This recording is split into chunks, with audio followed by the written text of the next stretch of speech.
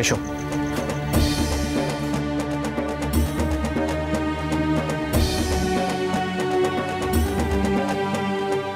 কি হয়েছে? ছোট মাসি, এই কথাগুলো তুমি বলতেই পারতে। বাক স্বাধীনতা তো সবারই আছে, কিন্তু অন্য একটা সময়, অন্য একটা জায়গায়। দেখো, আমি মানলাম যে তুমি তো জানতে না যে মেঘলা এই সময় এখানে আসবে, কিন্তু তুমি যেই সুরে কথাগুলো বললে তাতে মেঘলার ঘর অবধি কিন্তু কথাগুলো পৌঁছে যাওয়ার কথা। মানে এখন যদি মেঘলা নিজের ঘরে থাকতো তাহলে এই কথাগুলো নিশ্চয়ই শুনতে পারতো।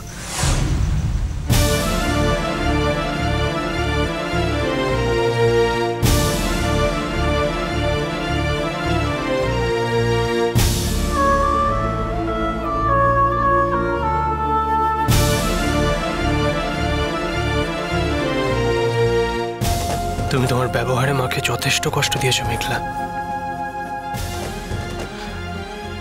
আমি কি করব বলো? একের পর এক ভুল করে যাচ্ছ। অবিন মামুকে ফোন করার কি ছিল তোমার? এই ব্যাপারটাকে তুমি কোন জায়গায় নিয়ে যাচ্ছ বুঝতে পারছো? আমার কিন্তু আর কিছুই করার থাকবে না।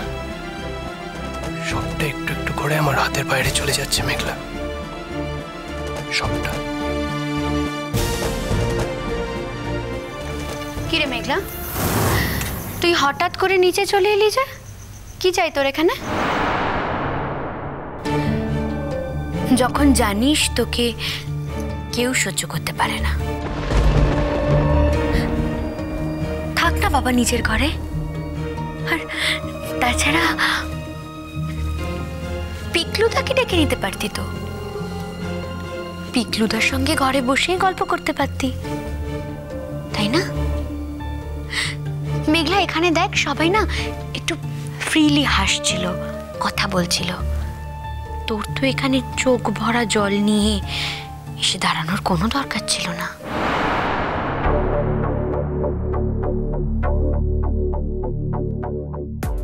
যখন তুই জানিস যে তোর এই চোখের জলকে আর কেউ বিশ্বাস করে না।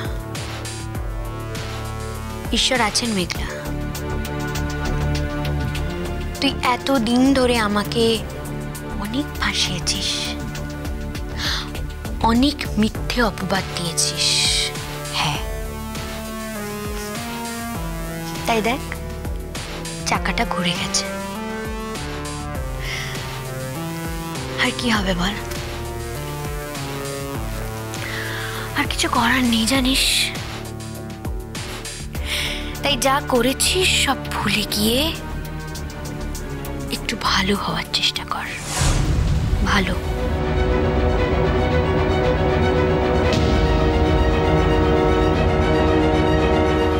আচ্ছা, মেঘলার সারা বাড়িতে ঘোরা বারণ এ কথা তো জানা ছিল না ছোট বৌদি।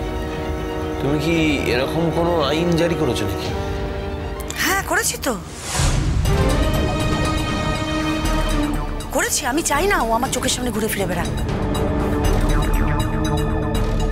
আর সেটা যদি না হয় তাহলে আমি বাড়ি ছেড়ে চলে যাচ্ছি। তোমরা থাকো সবাই মেঘলাকে নিয়ে।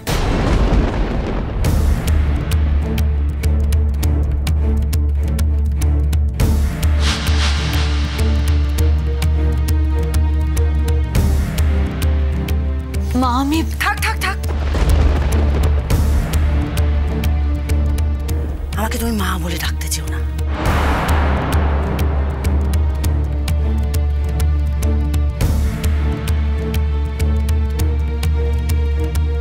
যে মাকে কাদায় নামিয়েছো, যে মা সম্পর্কে ওইরকম নোংরা রুচির কথা বলেছো, তাকে মা ডেকে মাটাকে অমর্যাদা করো না। আর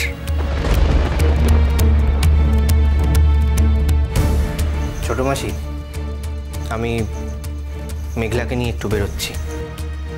কোথায় যাচ্ছিস রে? মেঘলাকে নিয়ে তোমার বেরোনোর কি আছে? না, মানে মেঘলার একটা গুরু বোন আছে, ওর সঙ্গেও গান শিখতো, এখানেই থাকে। ওর শরীরটা খুব খারাপ। মেঘলাকে ফোন করেছিল একবার দেখা করতে চায় মেঘলার সঙ্গে। আমি সেই সময় মেঘলার সঙ্গেই ছিলাম, তাই আমি বললাম যে আমি ওকে নিয়ে যাব। আমি কি কিছু ভুল করেছি বলো?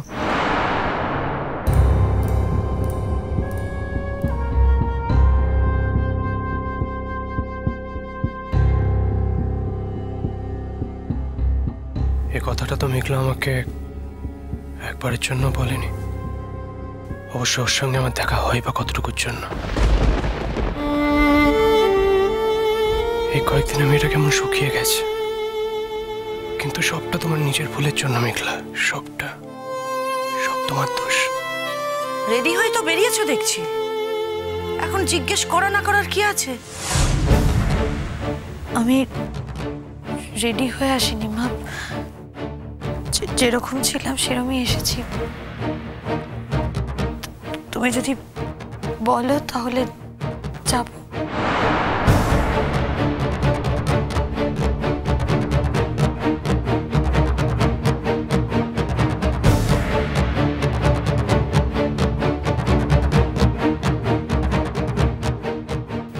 শোনো মেঘলা, তুমি যেখানে ইচ্ছে যেতে পারো, যা খুশি করতে পারো। তোমার ব্যাপারে আমার জাস্ট আর কোনো আগ্রহ নেই। কিন্তু এরপর থেকে না, এরপর থেকে পিকলুকে আর জড়িও না তোমার সঙ্গে। যেতে হলে একা যেও। অদ্ভুত, এত খারাপ খারাপ কথা বলতে পারো, অবিন মামুকে ফোন করে কান্নাকাটি করতে পারো, আর কোথাও যাওয়ার হলে একা যেতে পারো না, তখন সঙ্গী লাগে।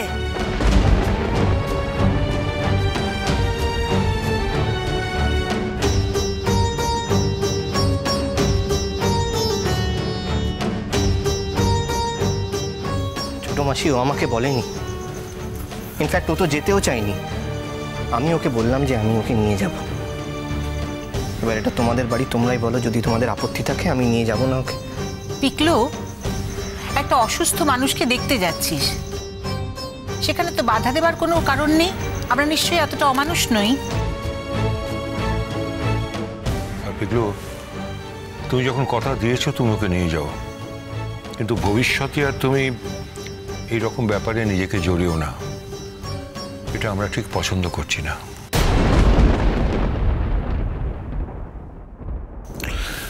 বড়দা, আমি একটা কথা বলি। বলছি যে তোমরা সবাই মিলে ওই মেয়েটার বিরুদ্ধে গিয়ে একজোট হয়ে ওকে বয়কট করো না প্লিজ। দেখো, অপরাধীরাও একটা করে চান্স পায়, আর ওর তো অনেকগুলো ভালো দিকও আছে। সেই কথা ভেবে ওকে একটা সুযোগ অন্তত দাও।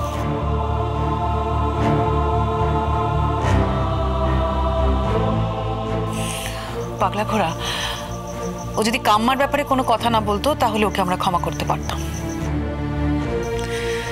কিন্তু সব থেকে বড় ভুলটা করেছে কাম্মাকে নিয়ে কথা বলে। যে কাম্মা আমাদের সকলের প্রিয়, আমাদের চোখের মনি। তাই কাম্মার ব্যাপারে কেউ কোনো কথা বললে আমরা সেটা মেনে নিতে পারবো না। না, আমার যেটা মনে হয় সেটা হচ্ছে যে, দেখো মেঘলা, আমি তো একবারও দেখলাম না যে তুমি কাম্মার কাছে এসে ক্ষমা চেয়েছো। তুমি তো ক্ষমা চাইতে আমি এটা বুঝতে পারতাম যে তুমি নিজের ভুলটা বুঝতে পেরেছো এবং সেই কারণেই তুমি কাম্মার থেকে ক্ষমা চেয়ে নিয়েছো। সেটা কিন্তু তুমি করোনি।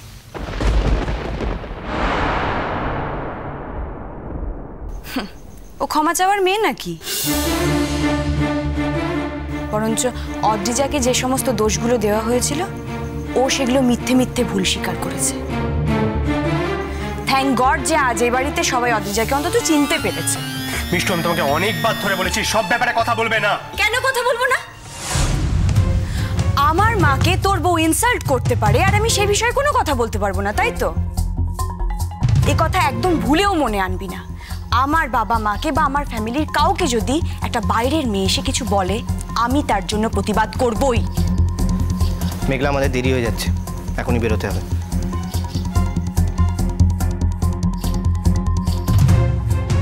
আমি একটু আসছি। আমাকে যখন আগে বলার প্রয়োজন বোধ করোনি, তখন এখন বলার কোনো দরকার নেই। মেঘলা, যেখানে যাচ্ছ যাও। তুমি যে বাড়িতে আছো সেটা আমি জানতাম না। মানে তুমি তো উপরে আসোনি,